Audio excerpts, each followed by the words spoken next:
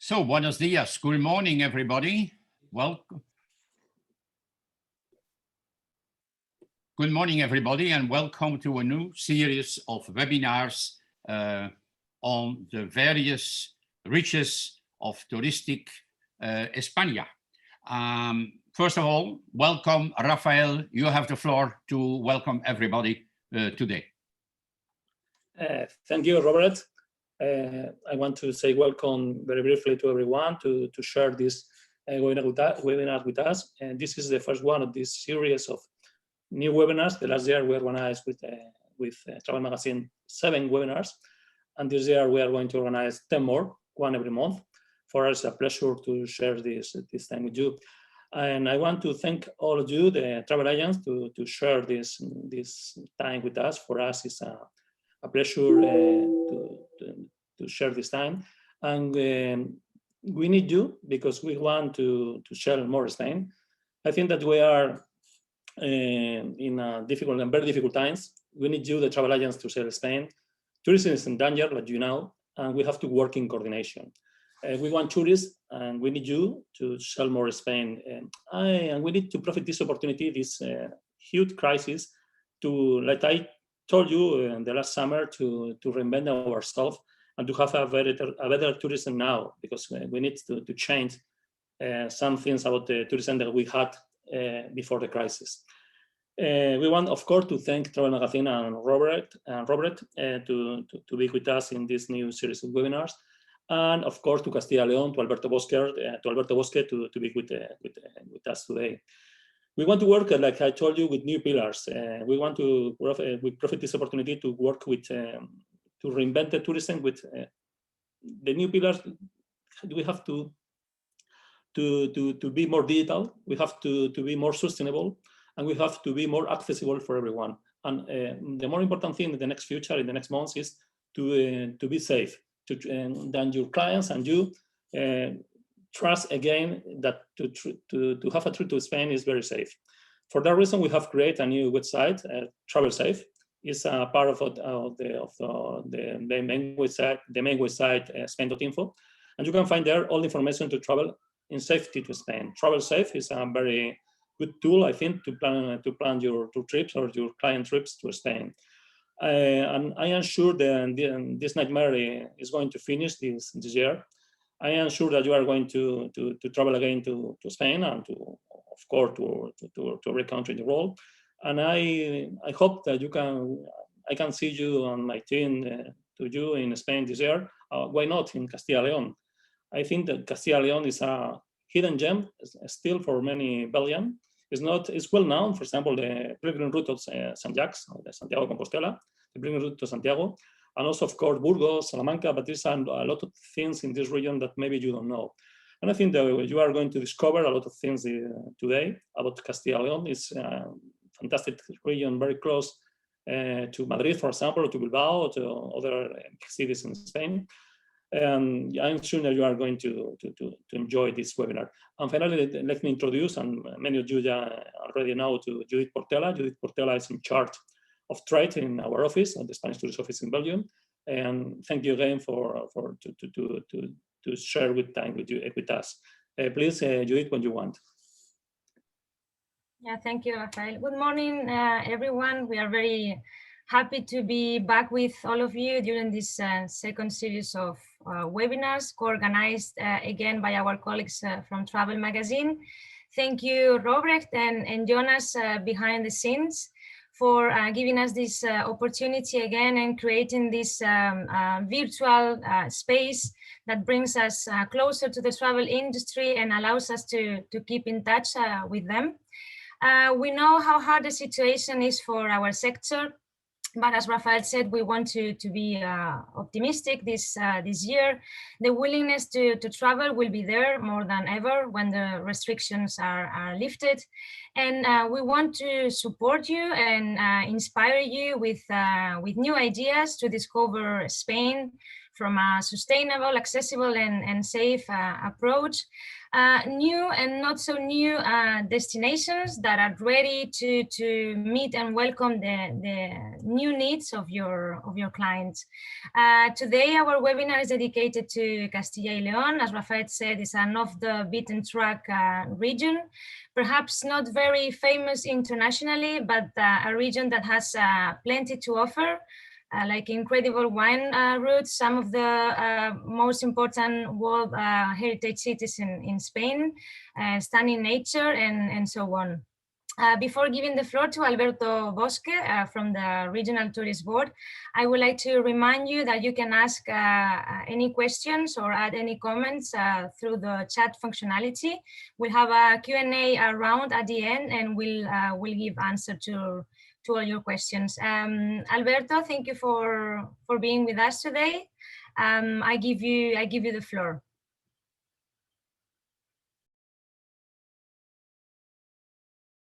Yeah, your mic is off. Yeah. Yeah, thank you. I'm sorry.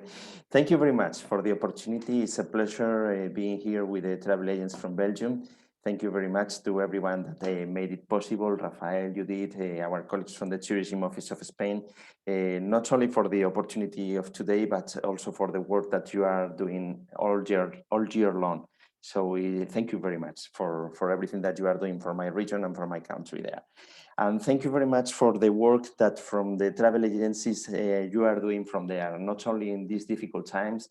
I send you all of my support, all of our strength, and yeah, our support and our thank you for everything that you are doing. Again, from my country and from my region, the travel agents, as Rafael was mentioning before, are very, very important for our work as destinations, and you are very, very important for us for being in touch with the market there in Belgium. And our work is trying also to support you in some way. So from here, from the Tourism Board of Castilla y León, we are going to do our best for helping you to come again to our region. So thank you. Let's start with the region of Castilla y León. Rafael was mentioning, and Judith too, that this is not a region, is off the beaten tracks, and this is true.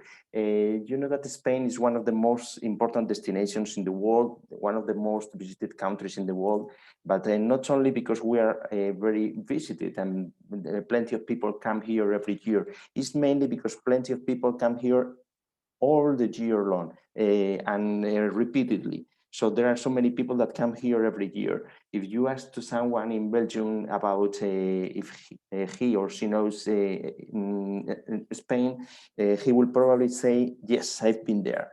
I've been there, but perhaps they have been in Madrid, in Costa del Sol, in Costa Blanca, whatever. But sometimes they have not still arrived to some other very, very interesting regions like Castilla y León or Extremadura or La Rioja. What I mean is that there are a lot of Spains. A lot of Spains, why? Because there are 17 regions in Spain. Spain is a huge country where there are plenty of things, very varied and very different. And I think that when someone from Belgium comes to Spain, they are going to feel at home. And there are so many places to be visited. And this is one of them. Consider, if you don't mind, I'm going to share my, let's see, my screen. In this way, you are going to see a video with part of my region. In this way, you are going to see something nicer than my face. That is this video of Castilla y León. Okay, as I was saying, there are 17 regions in Spain, and the region of Castilla y León is a huge region. Consider that Belgium is, the extension of Belgium is 30,000 kilometers, and Castilla y León is more than 3 parts of Belgium. So Castilla y León is 95 square kilometers, 95,000 square kilometers. So it's triple than Belgium. And if the population of Belgium is 11 million, in Castilla y León there are only 2.5 million people living in this huge region, very well connected to Madrid. How can you arrive from Belgium to Castilla y León? Okay, consider that this is almost the airport of Castilla y León, even if in Madrid there is not, it's not in Castilla y León. But from Madrid, you can reach very easily the rest of the region. You can take the high-speed train from Madrid And these high-speed trains connect you with Burgos, León, Valladolid, Salamanca, Segovia, and Zamora. And with a normal speed train, you can reach Avila and Soria. And also our highways are very good. Consider that from Madrid, you can arrive by highway to all of the capitals of the region of Castilla y León. You can see that on the north, you would have the Cantabric coast. And on the north, you are going to see the provinces of Burgos, Palencia, and León. You can see here the St. James Way. We are going to talk about the St. James Way afterwards. In the central part of the region, you are going to find Soria, Valladolid, and Zamora. And this is the River Duero that is very important also for gastronomy and wine, as Judith was mentioning. You are going to see here so many wine areas like Ribera de Duero, Rueda, Cigales, and so on. So you are going to be able to discover the gastronomy and wine, the reality of the heart of Spain, on the central part of Spain. And on the southern part, there are 3 cities that have been declared World Heritage Cities by UNESCO, that are Segovia, Avila, and Salamanca. Consider that this is the Golden Triangle of Spain. When you are saying the Golden Triangle, you can mention this, for instance, in India. But in India, for doing the Golden Triangle, amazing cities, you have to take an airplane. From here, you can go by train, or you can go by car or by bus or whatever, because it's very close one city from the other one. Segovia and Avila is 80 kilometers, and Avila and Salamanca, there is like 100 kilometers. So in almost in a weekend, you can visit 3 cities that have been declared World Heritage Cities. Okay, let's keep on with the video, and I'm going to talk to you about each province and some of the things that we have in every province. Let's start with the northern part of the region, with Burgos, Palencia, León, and the St. James Way. The St. James Way. What's the St. James Way? What's the Camino de Santiago? You know, in Belgium, it's very known, it's very famous, this St. James Way, and it arrives, according to the religion, the Christian religion, the Catholic religion, it arrives to the tomb of St. James, but in Santiago de Compostela in Galicia. But as you know, it's not only frequented only by pilgrims. So there are so many people that do this pilgrimage, this itinerary, for social reasons, sport reasons, cultural reasons, gastronomical reasons, or for all of them all together. So it's a real experience. I don't know if you know someone that has done the St. James Way. The most amazing thing of this itinerary is that usually you can do it by walking or by biking or by horse or whatever.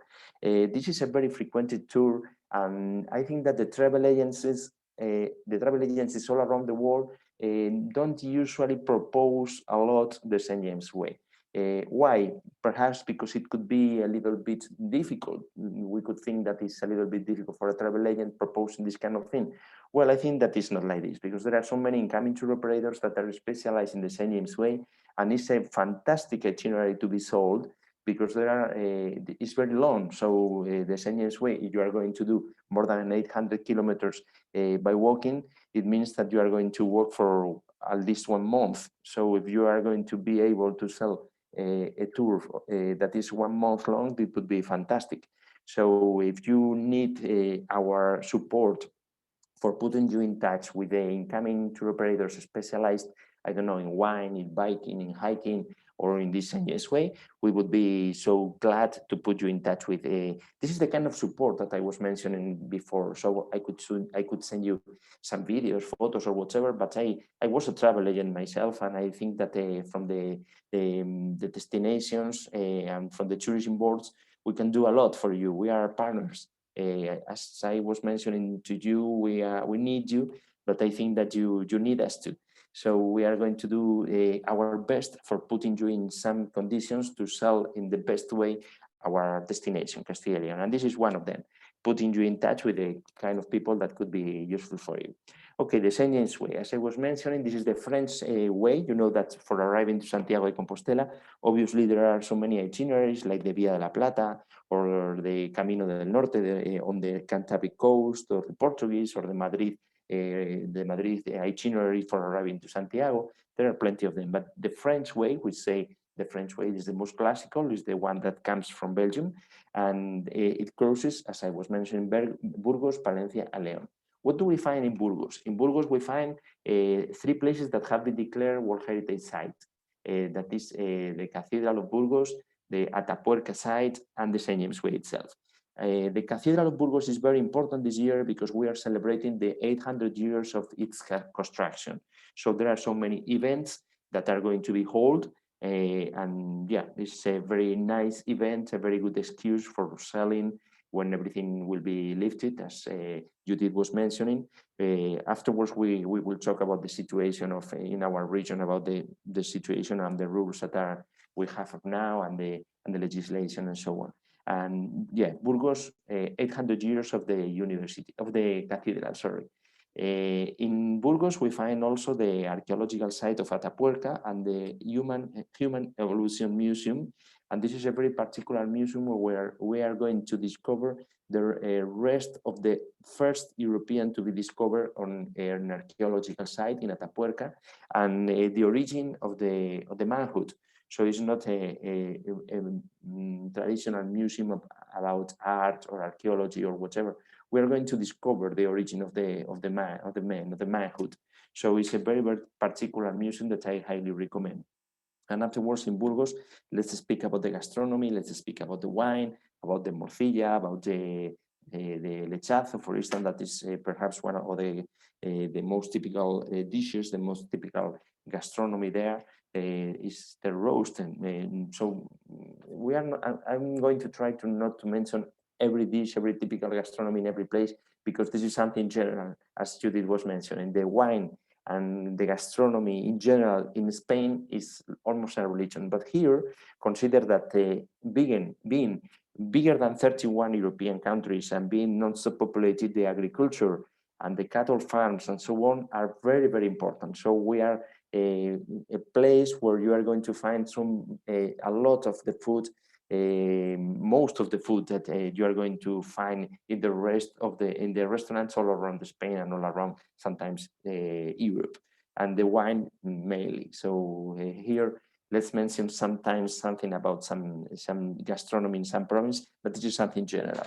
Okay, we arrived to Palencia, and in Palencia we are going to find nice mountains on the northern parts of Palencia, like Montaña Palentina, and this is a good excuse for us for talking to you about the observation of nature and why watching live and bird watching.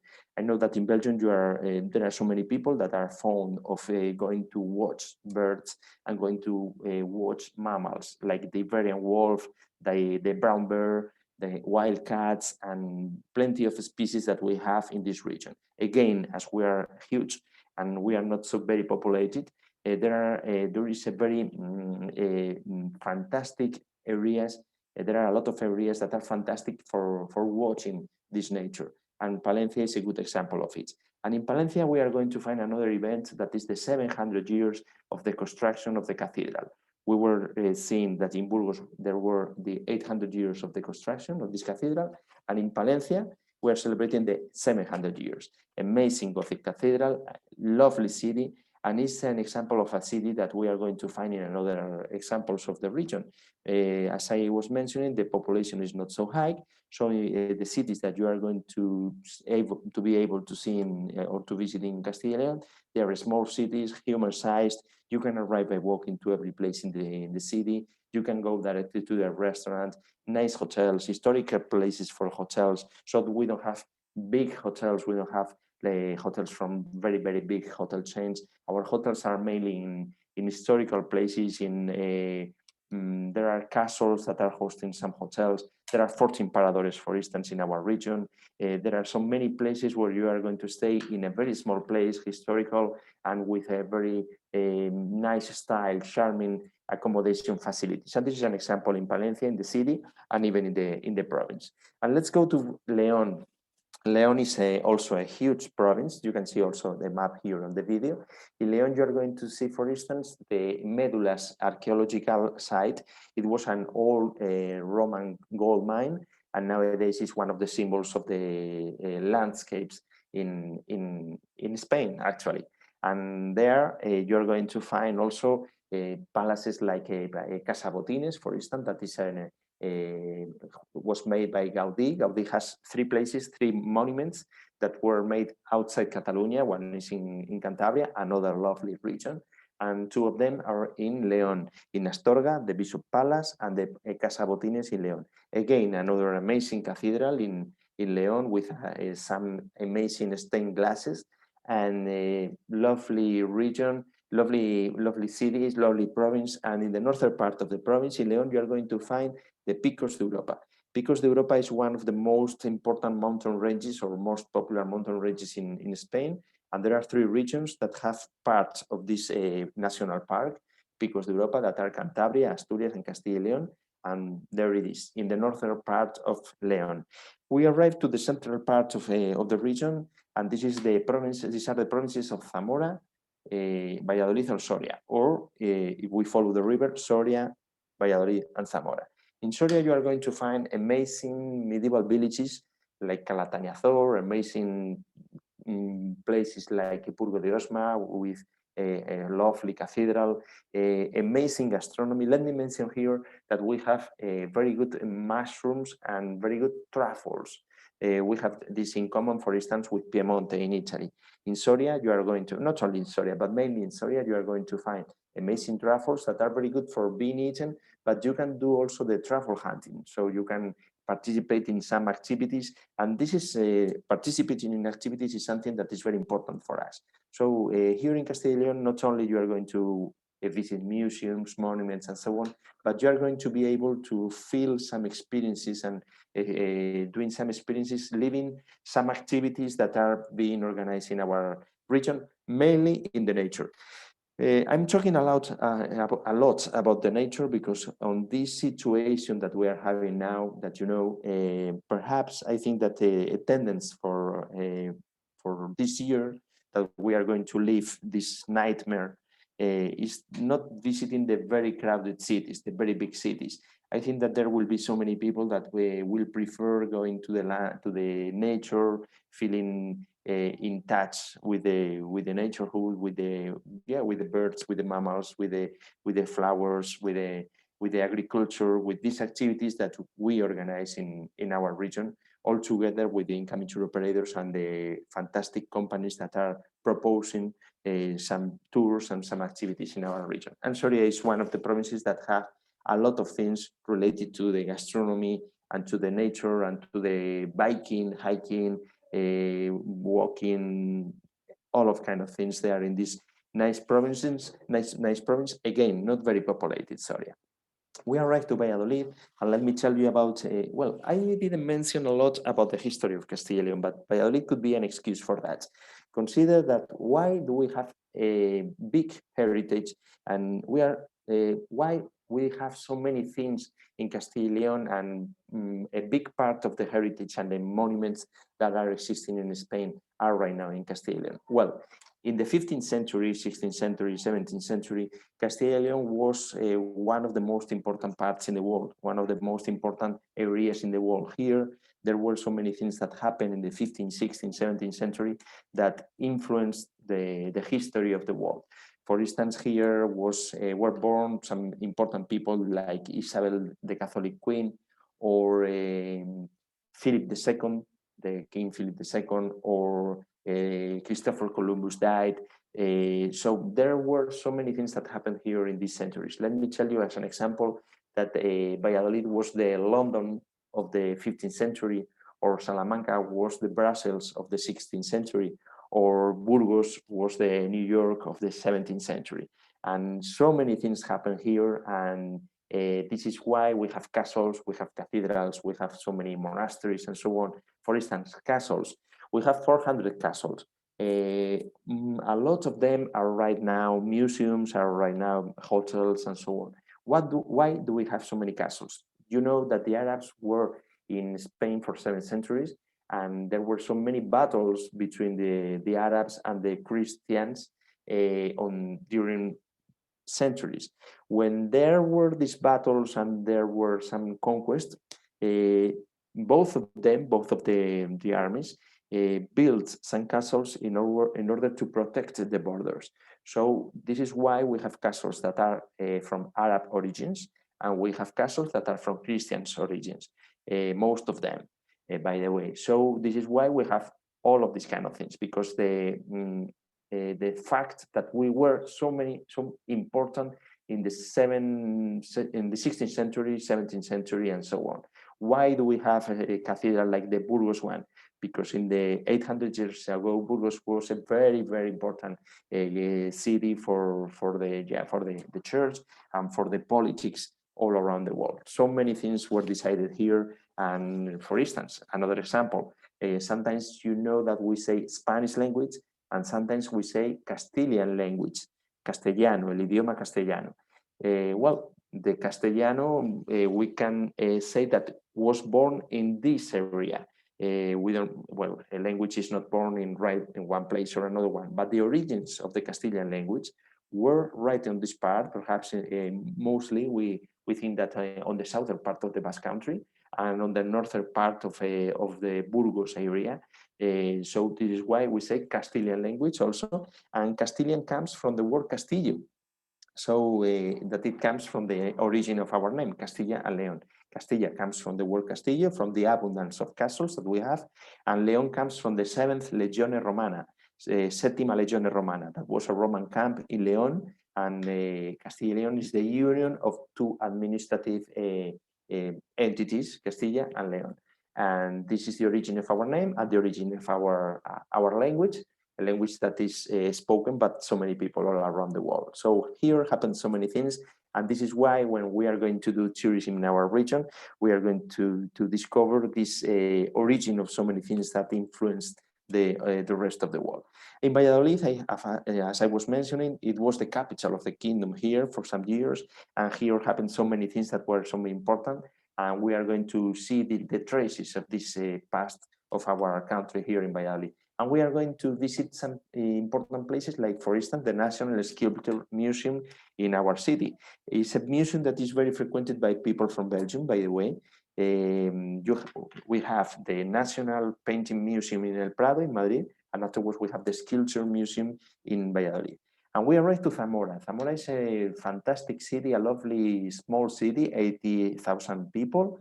And there you are going to find, for instance, a lot of monuments from the buildings from the modernist style, a modernist style that is very popular, very famous in Catalonia, but there are so many other places in Spain that are important for this style. And it's, for instance, the city of Zamora. Again, another amazing cathedral, great gastronomy. The Duero River goes through the city, charming museums like the Ethnographical Museum, for instance, in Zamora, lovely city that I also highly recommend. Well, I highly recommend all my region. And we arrived to the southern part of our region. As I was mentioning before, the golden triangle of these three cities. And these three cities are Segovia, Ávila, and Salamanca. Let's start with Segovia. Segovia is very famous for the cycling peak, the Cochinillo, for instance. So many people go from Madrid to Segovia only for having lunch. There is a high-speed train connection to Segovia from Madrid, and it takes only 26 minutes by train. So it's like an underground, like taking the subway. And yeah, so many people go there only for having lunch. Cycling peak or another kind of things like the beans or so many things that we have in Segovia. And there in Segovia, you are going to find the Alcázar Castle or the Roman Aqueduct and another charming museums. Amazing city, lovely city, as I was mentioning, World Heritage City, that I highly recommend. But also the province, like with medieval cities like Pedraza, like Sepúlveda, like Turégano, amazing museums like Otones de Benjumea. Well, lovely city, very near Madrid.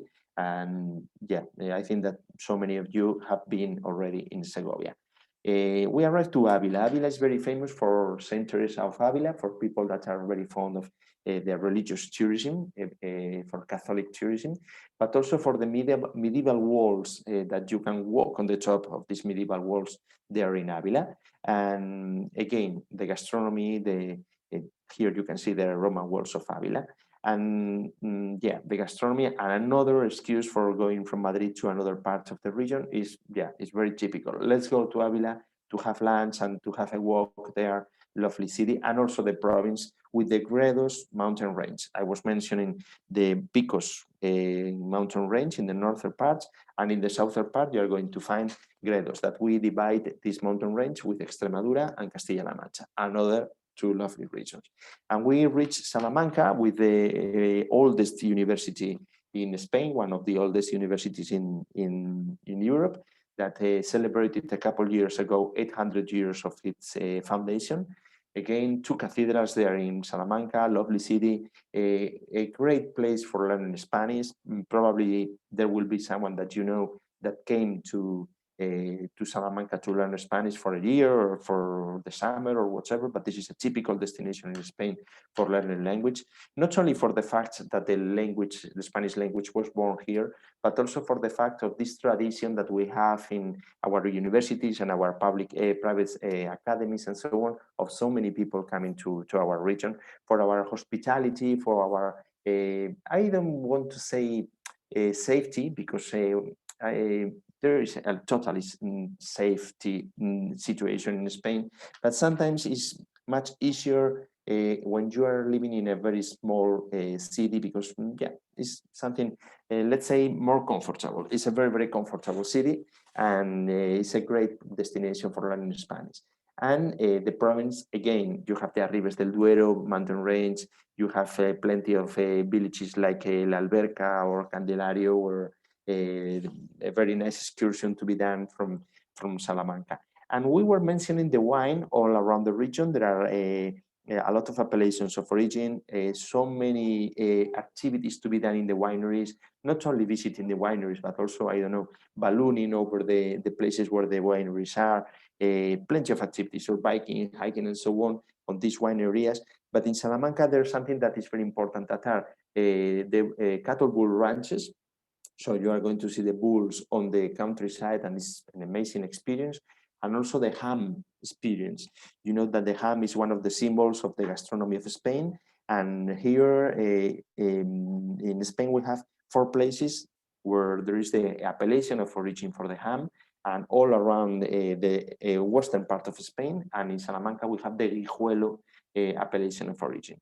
So not only having the possibility of eating ham, because you can eat our ham there also in Belgium, but also visiting the factory and enjoying how to cut the ham and so on.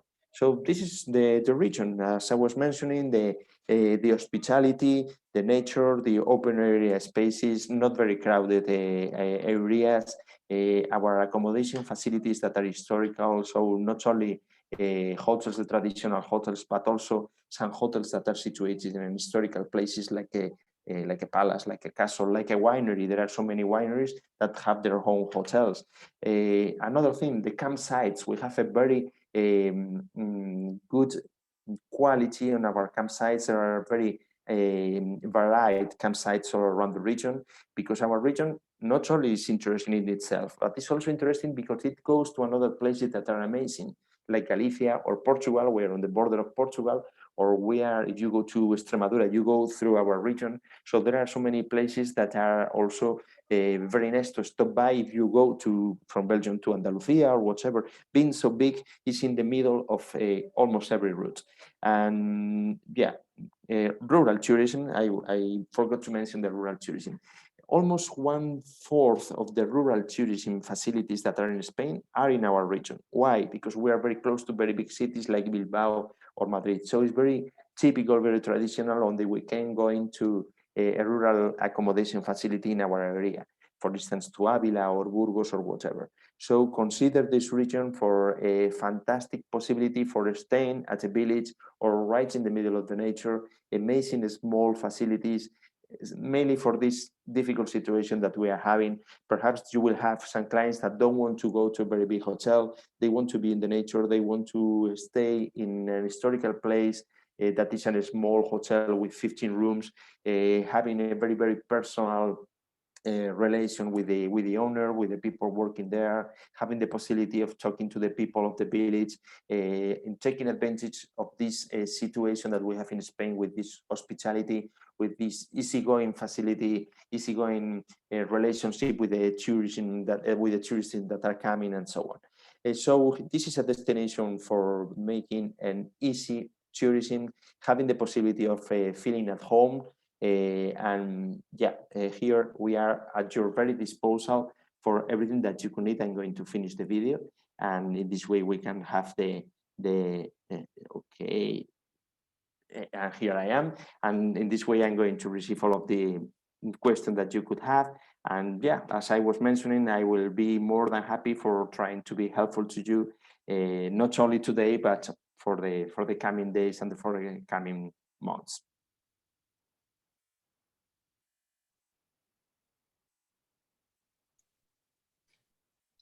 Alberto, maybe a few questions about you are referring to agriturismo, but you are speaking about enoturismo.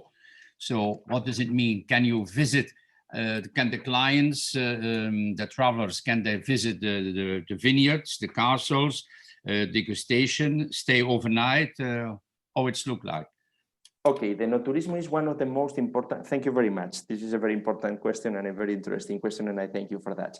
Enoturismo is one of the most important tourist resources that we have. First of all, for the people that come here for write this thing, for discovering the wine.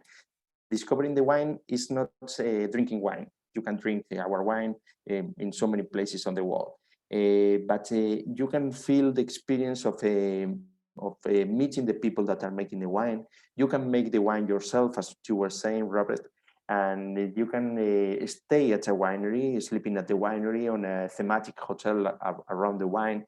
You can take the grapes if you come in September, because you can work with the people, with the people that are working there with the grapes and feeling, I don't know, there are so many activities that are done in the wineries. For instance, you can take the grapes and produce your own wine that is going to stay on a barrel for a year there, and after a year you are going to come back in order to feel how this wine is evolving, and again in another year you can come back in order to take the wine that you helped to produce. So there are many things to be done there. You can go to the vines, obviously, to the vineyards. You can participate in the harvest, but not only in the wine, in the big wineries. You can participate on the harvest with the family wineries, because there are so many realities about around the wine, and not only on the very big famous appellations of origin like Ribera del Duero, but also in other parts like Sierra de Francia, for instance, or Bierzo, that is not as popular, but it's an amazing wine and an amazing landscape and so on. And agriturismo, as you were saying, there is we have these kind of things around the wine, but there are not a lot of things around the cattle bull ranches or the cheese. The cheese is very important here. So all of the food industry creates some tourism resources around this product, like the cheese or whatever. So the agroturismo is having the opportunity of staying in a farm, discovering a farm, or discovering all of the food that we are producing in our region.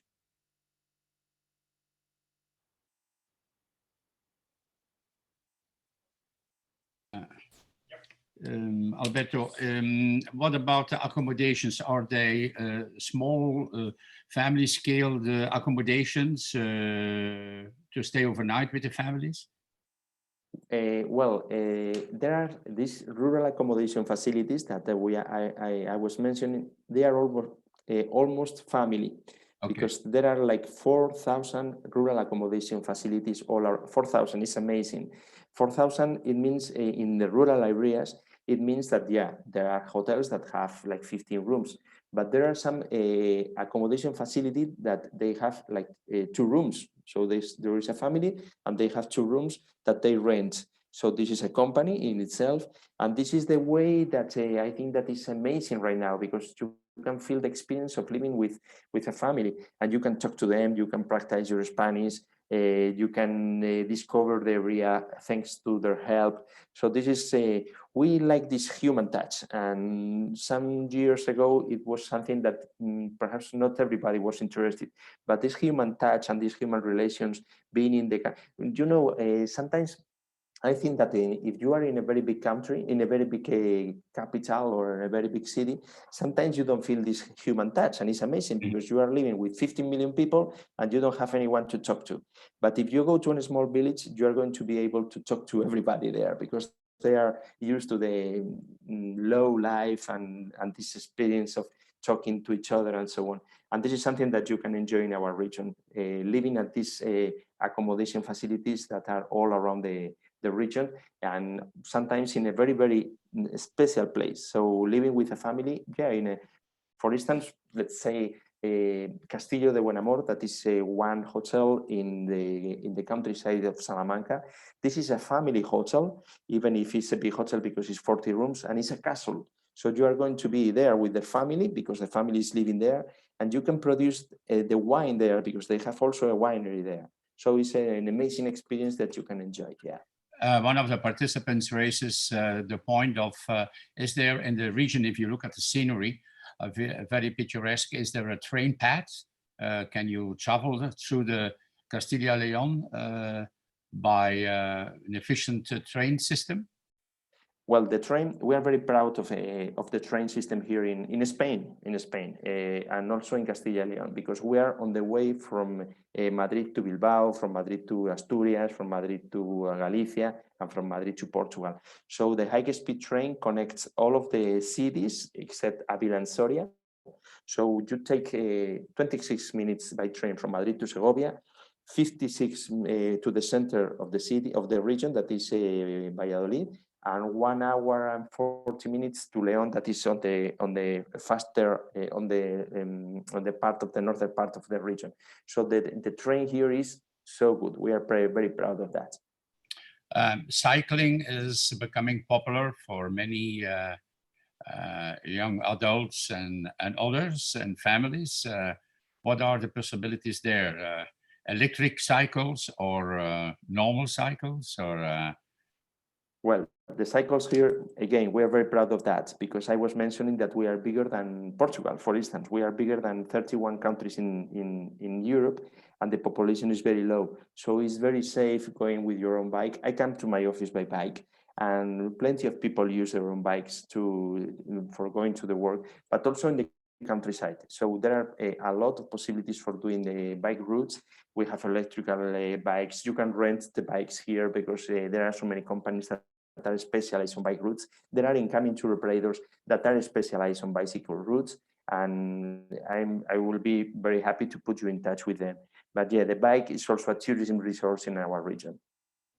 It's a very good marketing trick to say to the people, to the visitors, to the travelers, you can make your own wine, because then you are almost obliged to come back next year. So you have repeat visitors. But is it popular, this kind of concept? Well, it's popular, this kind of concept. Well, it depends on the things that you are liking. For instance, I love your beer.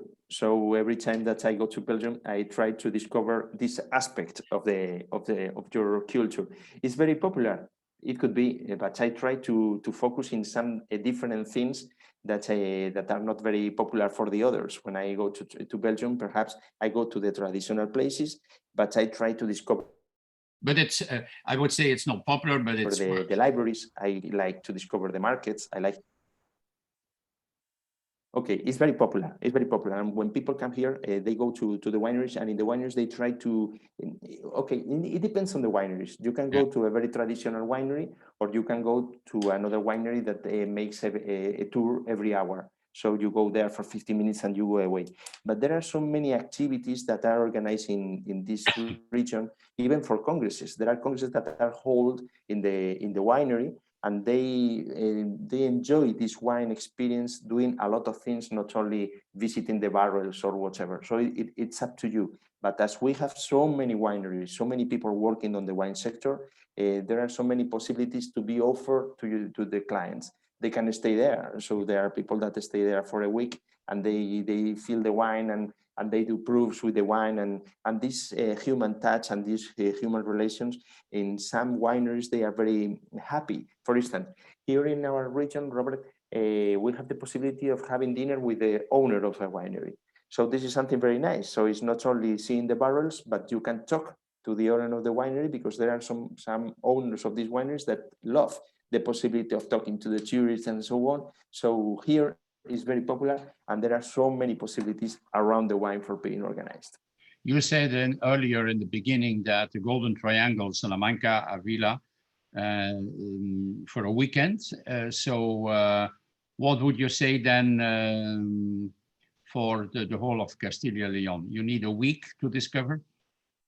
Well, it's a question that if you say to me, you come for a month, I organize a month for you all around the region. But the week is good. A week is good. And in a week, you can say that you know Castilla y León.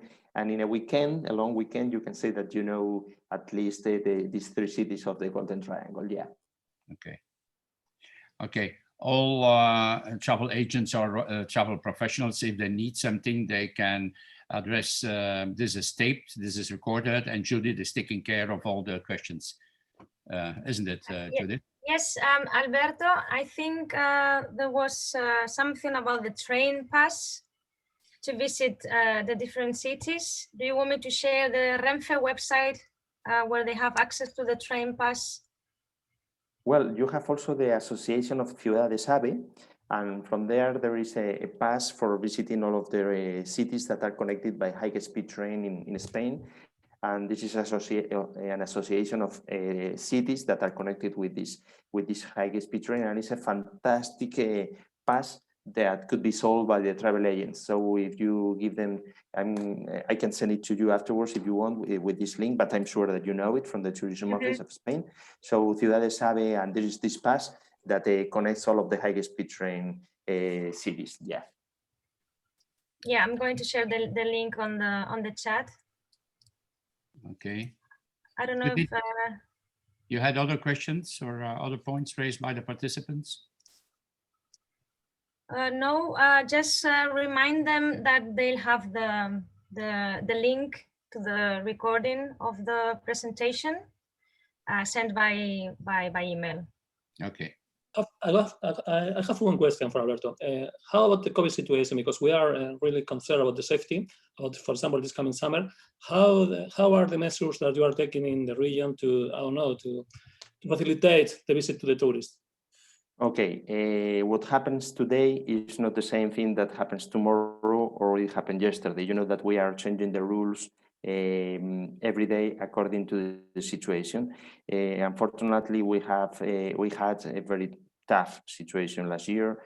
We had a terrible January, and the beginning of February was not so good. So there were some measures in order to close so many restaurants and so on. And from the 20 days ago, situation is changing, and thanks God we are having a very good situation right now. And it seems that everything is going to be open in 2 or 3 weeks. So we think that people from the rest of Spain are going to be able to come into Castilla y León for the Holy Week. And I think that we think that in May, everything will be okay for having the international tourism. But unfortunately, we don't know because it depends on the situation. As you know from Belgium, the vaccination is going on in Spain, and things are being very, very optimistic because the vaccines are working. And I think that this year is going to be fantastic for all of us, for the travel agents that suffered a lot last year, for the destinations and so on. So I think that in the measures that we have right now are very hard and very strict, but these are also for finishing the situation. Vaccines are arriving, and in May, I think that it will be everything fixed.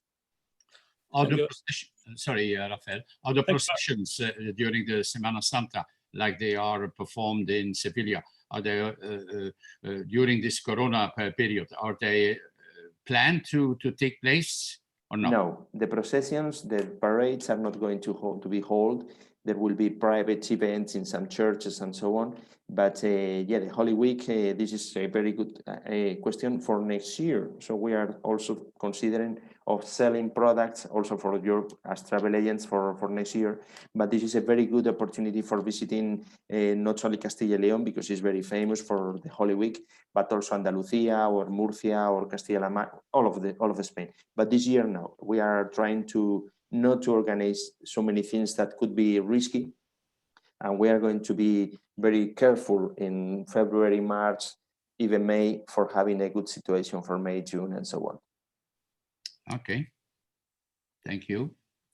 Thank you. I would like to add that Castilla y León is perfect, for example, for this terrible year. For the last year, it was impossible. For this year, I think it's you are in a very good position because it's not so crowded. For that reason, it's perfect to enjoy the region this summer, for example. And I have a final question. You talked before about cycling. I think it's really important for the Belgian tourists. How about hiking? You have, I know, for example, the Green Route of St. Jacques, but there's another possibilities of hiking in Castilla y León. Yeah, for instance, we have the Canal de Castilla, that is our Canal de Midi. We have our own Canal de Midi in Canal de Castilla, and you go all through the channel that arrives to the northern part of the region. It's like 150 kilometers, and you have also the Ruta de la Plata, the Silver Way. It's translated as silver, but it's not anything to do with the silver. Plata, it comes from an Arab word that it means stone, in stone. But it's the Via de la Plata, and we have also some areas on the mine areas on the northern part of the region, and from one province from the other. So we don't need to put a name for every route. The Camino del Cid, for instance, also the Cid route. So there are some routes that have a name, but there are some areas that you don't have a name. You can go to do biking to the northern part of Burgos, for instance, and again, being so huge, I was mentioning at the very beginning that we are triple of Belgium. So Belgium is 30,000 square kilometers, and here we are 95,000 square kilometers. And here there is a population of something more than 2 million people. So you are going to find amazing areas. And if you like biking with a flat area, you go to the flat area in Valladolid, Zamora, and Soria. And if you like mountains, you can go to the northern part of the region, even to the Picos de Europa or to the Gredos mountain range. So you are going to find plenty of possibilities for biking. Thank you. Okay. Judith, you still have other remarks by some participants? I have one last question regarding the importance of the Belgian market in Castilla y León. If you receive already Belgian tourists during the year, a normal year. A normal year. I will talk to you about 2019. 8% of the international market came from Benelux. So it means that like 5% comes from Belgium, 5% of our clients. That it means a lot because 5% of everything. Our first market is France, and then England, Germany, Italy, and Belgium is at the top level. So like 100,000 people coming every year. But not only for the quantity. This is something that I love from your country. When we go to the Salon de Vacances every year, I'm there right on the booth, and I talk to the people that come here, not only professional people, but also the tourists themselves. And I have some feeling that when I talk to someone there, they talk to me about something very specific. They talk to me about Sepúlveda or about a very specific village. So I think that in Belgium, you have the most prepared tourists in Europe, at least for us.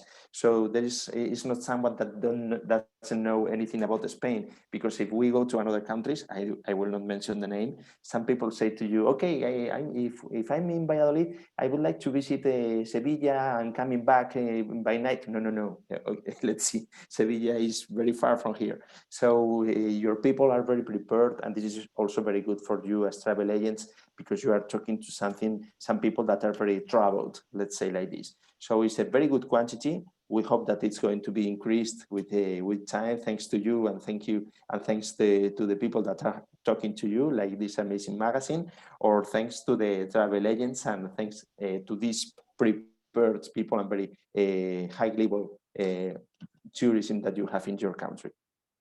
Thank you very much, Alberto, for we feel a little bit flattered that we as sending the Belgian as knowledgeable international travelers. They are, of course. Rafael, you take the floor for a last word, because in a few weeks from now, we will have another webinar on Mallorca. But today we are very, very happy to have learned more about the riches of Castilla y León. So the floor is yours, Rafael. Thank you very much to everyone. I think it was really interesting to listen to Alberto. It was really impressive to see the image, a wonderful image about nature, about landscapes, gastronomy, and so on. I think it's a perfect region. I know very well Castilla y León when I live in Madrid.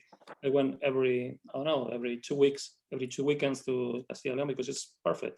I think it's a fantastic region. I think it's very easy to travel from Madrid or from Bilbao, from Galicia, for example. And I am sure that you are you were enjoyed a lot this webinar because it was really interesting.